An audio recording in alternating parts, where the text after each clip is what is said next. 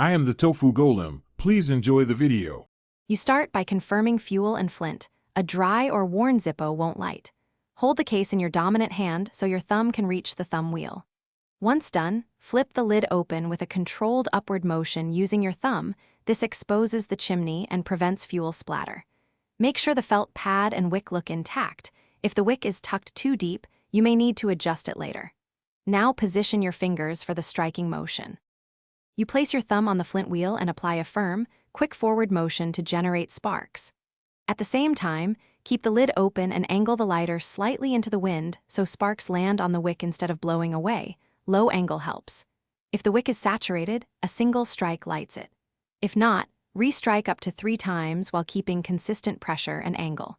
If you feel resistance, stop and check the flint and wheel alignment before continuing. You secure the flame by snapping the lid closed to extinguish. Practice a quick but controlled shut to avoid splashing fuel.